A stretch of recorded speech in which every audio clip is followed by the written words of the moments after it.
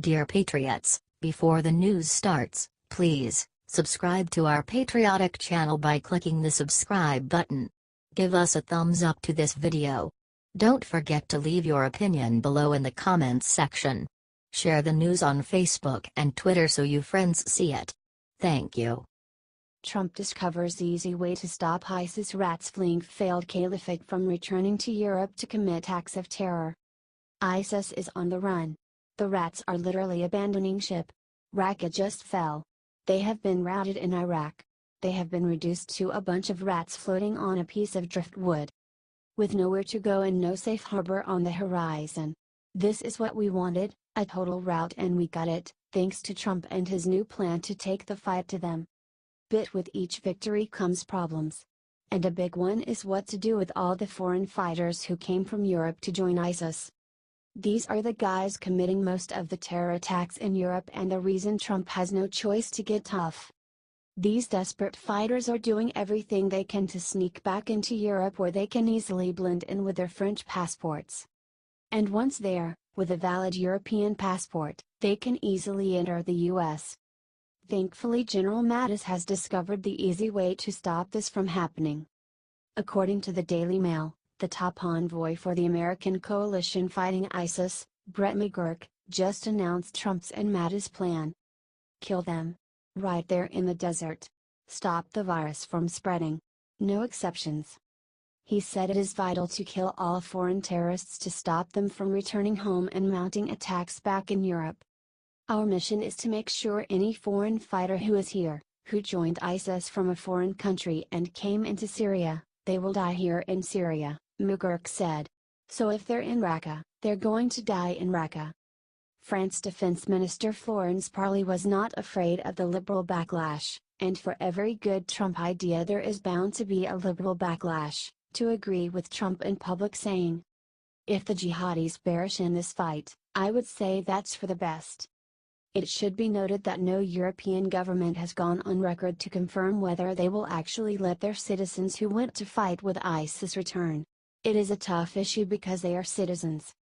So while they won't say it publicly, except for the French, all Europe is secretly hoping Trump can clean up this mess before it gets back to them. And he will. P.S. Liberals, this is why we need the travel ban. Share if you agree with Trump's plan and are a little shocked that Trump could crush ISIS in 8 months and Obama couldn't do it in years.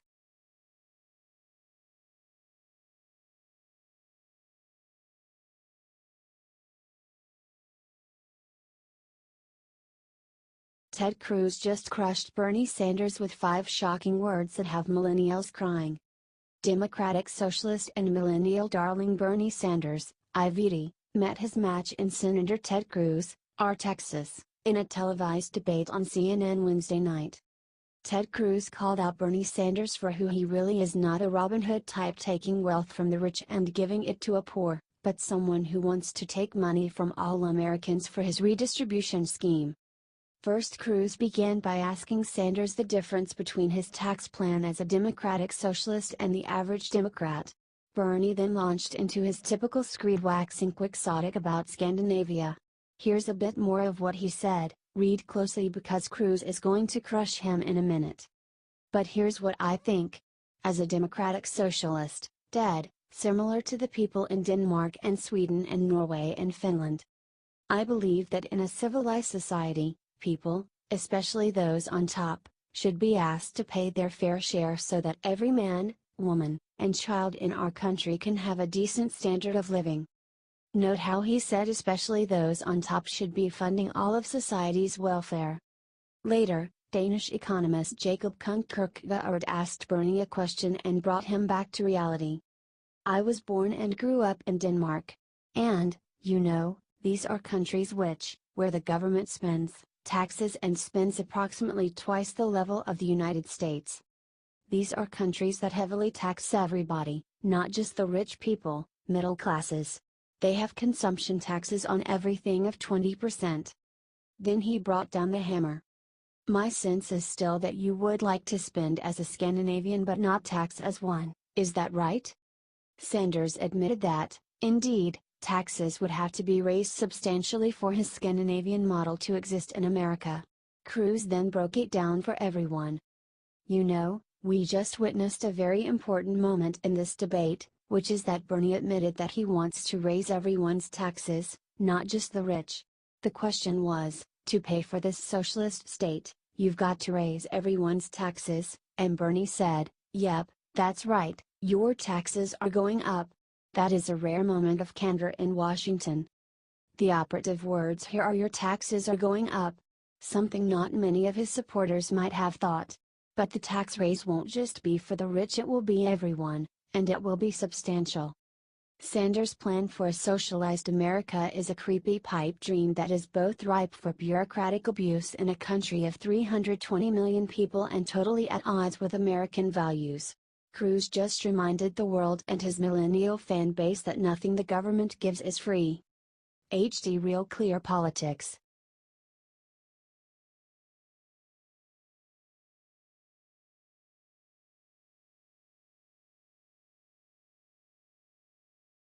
NPR CEO breaks silence on media's anti-Trump bias and arrogant liberals will never be the same.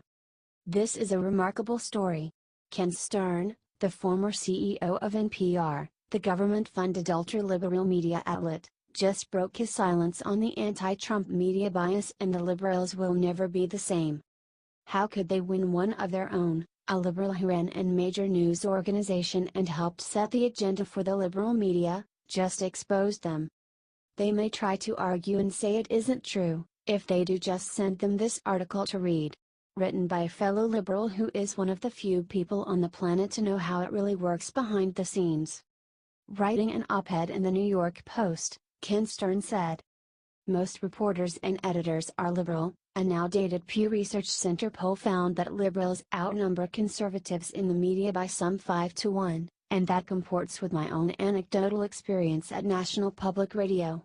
When you are liberal, and everyone else around you is as well, it is easy to fall into groupthink on what stories are important, what sources are legitimate, and what the narrative of the day will be. Correct, we are social animals and no one wants to be left out. The herd mentality, if you will." Stern continues. This may seem like an unusual admission from someone who once ran NPR, but it is born of recent experience. Spurred by a fear that red and blue America were drifting irrevocably apart, I decided to venture out from my overwhelmingly Democratic neighborhood and engage Republicans where they live, work and pray. For an entire year, I embedded myself with the other side, standing in pit row at a NASCAR race, hanging out at Tea Party meetings and sitting in on Steve Bannon's radio show.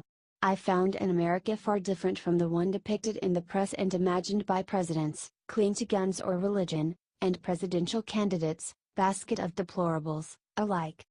And this is where his tale takes a turn to the incredible. He went out to the real America to meet Trump supporters and what he found shocked him. He liked us. Thought we were smart, passionate, caring, compassionate, educated, dedicated, hardworking, charitable, and not at all duped by the media's lies. He found we are a caring bunch who want to help immigrants and refugees and the less fortunate regardless of race. Oh yeah, he smacked the liberal media for trying to say Trump supporters are racists, but that we want to do it in the right way. Because we tried the wrong way for the last 40 years and look at the mess that left us?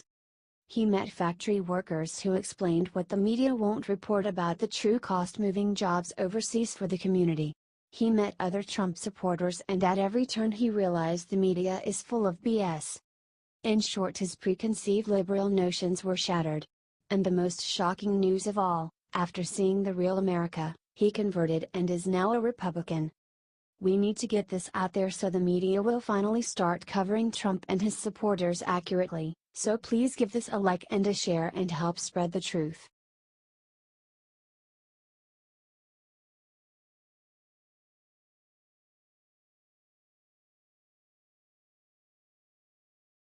Anderson Cooper hangs head in shame after leading liberal reveals truth about what CNN is doing to Trump. Jimmy Carter just gave an explosive interview to CNN and the liberals are crying. Because he just destroyed pretty much their whole narrative. One could say, not incorrectly, that what Jimmy Carter just said could go down in history as day liberalism died. It was that revealing of an interview. On the North Korean crisis, Carter said he is willing to go and try to help on the diplomatic front, saying he volunteered his services to the Trump administration but they have turned him down. He smacked the NFL players a bit, saying, "I think they ought to find a different way to object, to demonstrate. I would rather see all the players stand during the American anthem. As do all Americans. But it is still good to hear from a leading and respected liberal like Carter." He commented on Obama's all rhetoric and no substance style by simply saying, "He made some very wonderful statements, in my opinion, when he first got in office, and then he reneged on that. Kind of, Obama is all soaring rhetoric and no action, so he never intended to actually do what he said. Come on Jimmy, you are smarter than that." Then he broke Hillary's heart by saying he voted for Bernie. Ouch. But it is what he said about the media and Trump that has Anderson Cooper hanging his head in shame. I think the media have been harder on Trump than any other president, certainly that I've known about. I think they feel free to claim that Trump is mentally deranged and everything else without hesitation. Wow. From a leading liberal no less? But he wasn't done destroying the media and their fake narrative. He said the Russian connections to Trump's campaign are not a big deal.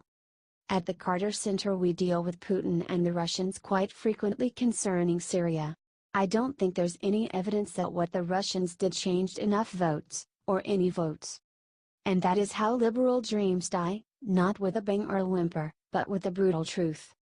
Share if you agree.